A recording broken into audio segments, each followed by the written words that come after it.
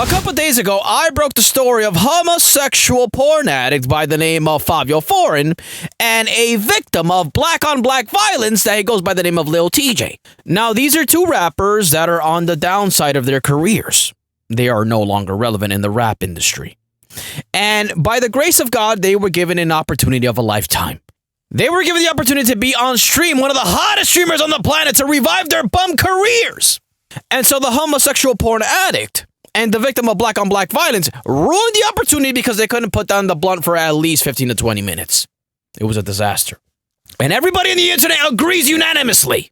These two idiots are in the wrong. So what do these two morons go on to do? Well, Lil Tjay, again, the victim of black-on-black violence, who, by the way, Lil Tjay was gunned down outside of a Chipotle. He was eating a Chipotle burrito. And as he bit his Chipotle burritos, here comes a guy in a Hellcat and started blasting in his ass, putting a cap in his ass over and over again, gunning him down. They gunned Lil Tjay down.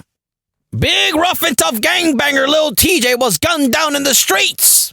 Right away, rumors started circulating that Lil Tjay, we know when the cops and the ambulance arrived on the scene, he was urinating all over himself, he was farting nonstop, and he was crying out to the Lord.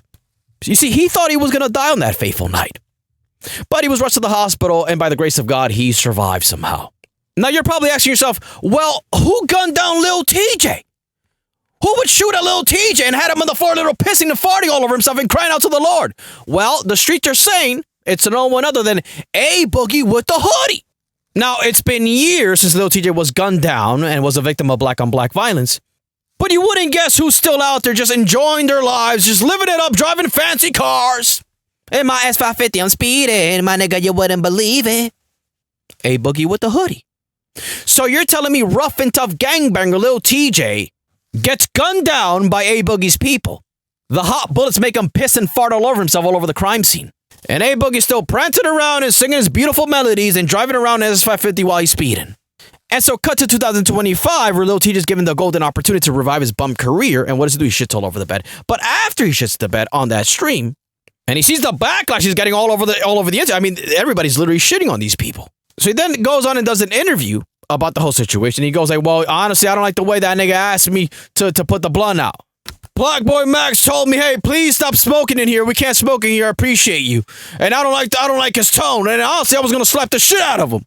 I'm Lil Tjay. I've been in jail since I was 13. I don't play that type of stuff. You're not my mom. Stop asking me to stop smoking weed. I'm not addicted to weed. You are. Weed is not addicting. It cures cancer. It's good for cancer. It's for pain. It relaxes me. Weed is not even a drug. It comes from the earth. It's natural. It's not made in the lab. It's natural. Weed is... I'm not addicted to weed. I can stop whenever I want. Literally every weed smoker I know. It's natural, bro. It's natural, bro. Nah, bro. It comes from Mother Nature, bro. I can stop whenever I want. I'm not a crackhead. So you're not a crackhead addict who can't stop smoking a blunt for 2 seconds. You can stop whenever you want, but you literally chose weed over your career. None of that. These people permanently destroyed their careers. It's over for these people now. Now they're a meme. Because this is how it works. Guys like Black Boy Max and these other streamers, they stream for hours a day.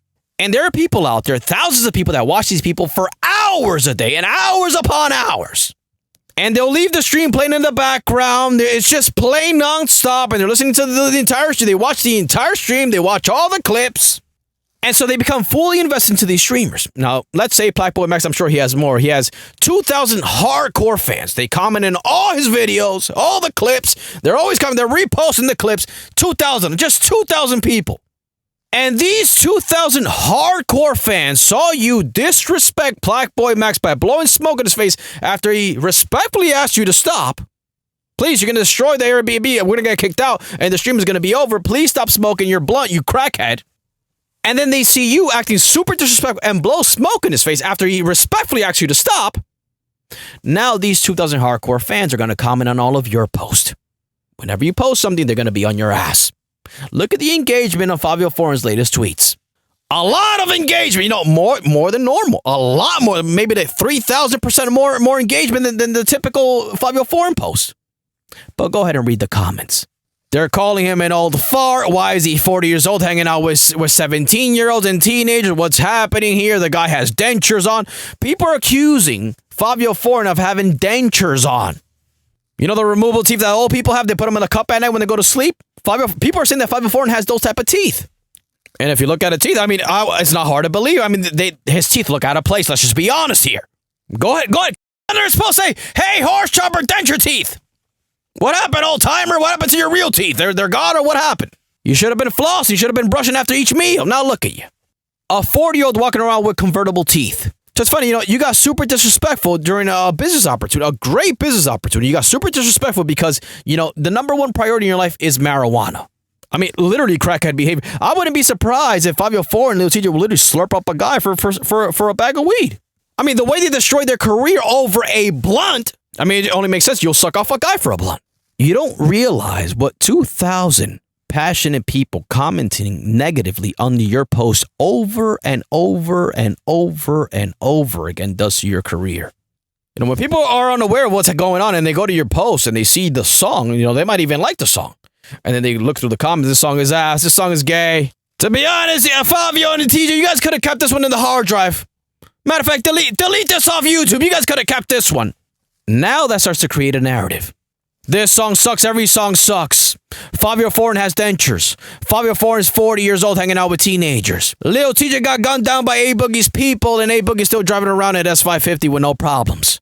Fabio Foreign got exposed by his baby mom for watching gay black porn. She said he likes big booty black guys. We're already seeing it now. We are already seeing it now. It's funny. All the defects these rapper had, nobody had noticed them until now. Yesterday, Fabio Foreign was all over the internet, all over Twitter, just tweeting away. And people are like, oh my God, this guy is illiterate as well. Fabio Foreign can't spell. He can't read or write as well. So on top of being a gay porn addict, on top of being 40 years old hanging out with teenagers, on top of having dentures, he's also illiterate and can't read?